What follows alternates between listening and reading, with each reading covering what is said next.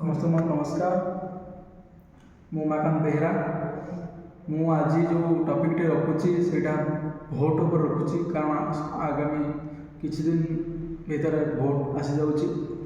देखो ये vote T आम तो दबा समय आम चिंता करें जे सरकार किछि करिवे, सेथिलागी आम दौचे से कामटी कहार करेंगे ना से जो जहाँ बाछुचे से सरकार आमर जो दैनंदिन जीवन जो गोटे समस्या अच्छी तार दूरीकरण आम भोट देउछे।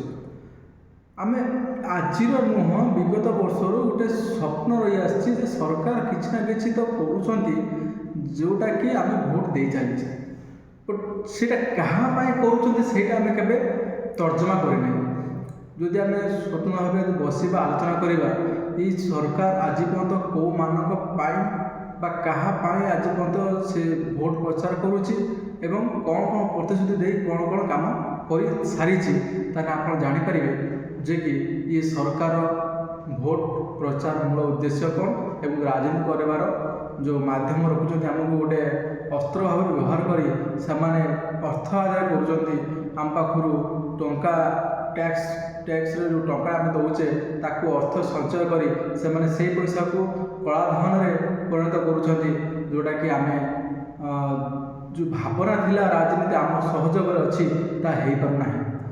तो यही कथाटी को आम कि लोक बुझीपे आम कि लोक मन में जानी समय अनेक लोक आज भी भ्रमित अच्छा से भावती कि नाई ये सरकार बोधे किसी करुच्ची, यदि करुच्ची तेबे आज दीर्घ 76 वर्ष स्वाधीन है भी आज अनेक गाँव को ओडिशा रे जल पहुँची पारुनी, ताकर पिला दादनग्रस्त अच्छा,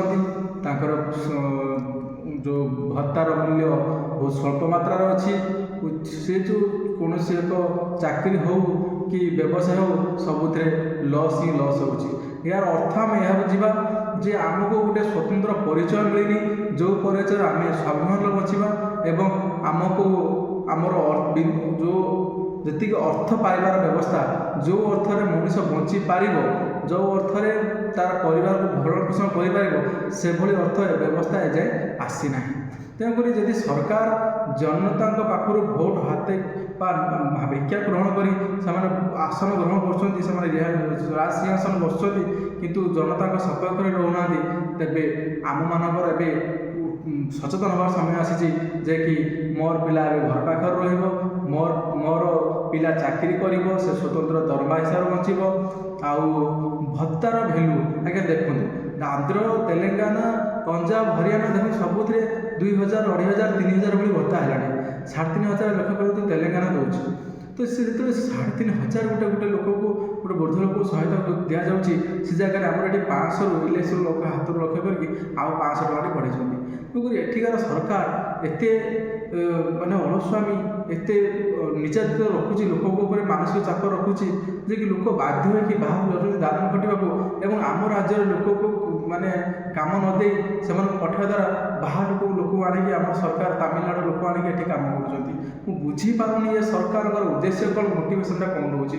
आमको जदि किसी काम जदि न देवार अच्छी आम पाक भोट मागे आसतु ना, आज्ञा आम दे पारे भोट आम भोट दौचु जो उद्देश्य से तार कर्म आम पाऊन। चाषी चाष करुच्ची तार जमी को जल ना, तार खाद्य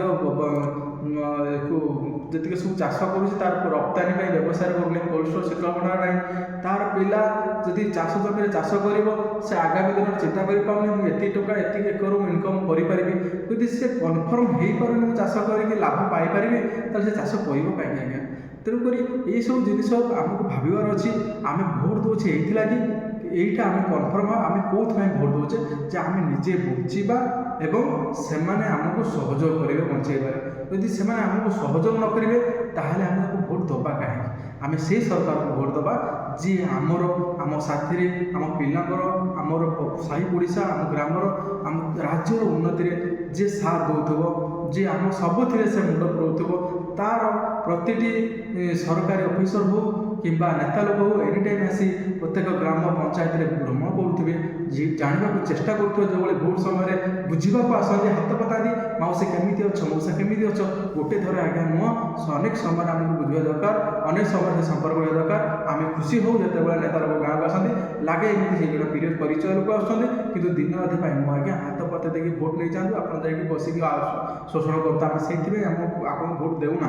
ଆଉ ଆପଣ ଆଉ ଗୋଟେ କଥା, ଯେଉଁ 1000 ଟଙ୍କା 500 ଟଙ୍କା ଯେଉଁ ଦେଇ ଦେଉଛନ୍ତି ମଝିରେ ମଝିରେ, ଆଜିକା ନ୍ୟୁଜ୍ରେ ଆପଣ 1000 ଟଙ୍କା ଦେଇଛନ୍ତି, ବ୍ୟାଗ୍ ପାଇଁ ଦେଇଛନ୍ତି, ବ୍ୟାଗ୍ 2ଟା 1000 ଟଙ୍କା, ଆଜ୍ଞା ଏଇ ଯେଉଁ ପ୍ରହସନଟା ଏଇଟା ଆମେ ଜାଣିଛୁ ଆମରି ପଇସା ଆମକୁ ଆସୁଛି, ଆପଣଙ୍କ ପାଖରୁ ଆସୁନି କି ଆପଣ ଏଇଟା କରିକି 5 ଏକର କି 10 ଏକର ଆପଣ ପୈତୃକ ସମ୍ପତ୍ତି ବିକ୍ରି କରିନାହାନ୍ତି। ତେଣୁକରି ଆପଣଙ୍କୁ ବହୁତ କିଛି କରିବାର ଅଛି, ଆପଣ ଟିକେ କାମ କରିକି ଆଡ଼ଭର୍ଟାଇଜମେଣ୍ଟ କରିଦେଉଛନ୍ତି, କିନ୍ତୁ ଆପଣଙ୍କୁ ଅନେକ କାମ କରିବାର ଅଛି, ଯେଉଁ କାମରେ ଆମର ବଞ୍ଚିବାର ଅଧିକାର ଆମକୁ ପାଇବାର ଅଛି, ଆପଣ ତାହା କରୁନାହାନ୍ତି। ଆପଣଙ୍କୁ ମୋର ଅନୁରୋଧ, ମୋର ଓଡ଼ିଶାବାସୀଙ୍କୁ ଆମେ ବଞ୍ଚିବାର ଅଧିକାରକୁ ଆମେ ସାବ୍ୟସ୍ତ କରିବା। ଏ ଦରକାର ଯେଉଁ ଦୁର୍ନୀତିଗ୍ରସ୍ତ ସରକାରକୁ ଆମେ ହଟେଇବା। ଆମେ ଯେଉଁ ସ୍ୱପ୍ନ ନେଇକି ଆମେ ଯାହାକୁ ଭୋଟ ଦେଉଥିଲେ ସେ ସରକାର ଏବେ ଆମର ନୁହନ୍ତି, ଆମେ ଚାଷୀ ସରକାର ବାଛିଲେ। ମୋର ଆଶା, ମୋର ବିଶ୍ୱାସ, ଆମେ ଆମ ପେଟକୁ ଦାନା ଯୋଗାଇବା ସହ ଆମର ବି କଥା ବୁଝିବା ପାଇଁ ସେ ସରକାର ଘରେ ଘରେ ପହଞ୍ଚିବ। କାରଣ ସେ ଚାଷୀର ସରକାର ହେଇଥିବ, 80% ଲୋକଙ୍କର ଭାବନାର ସରକାର ହେଇଥିବ, ସେ କେବେ ବି ଦୁର୍ନୀତିଗ୍ରସ୍ତ ସରକାର ହେବାକୁ ଚାହିଁବ ନାହିଁ। କାରଣ ଯିଏ ଭାତ ଖାଇକି ପଖାଳ ଖାଇକି ଯେ ସରକାର ଗଢ଼ିଛି, ଠିଆ କରେଇଛି, ସେ କେବେ ତା ବିରୁଦ୍ଧ ଯିବନି।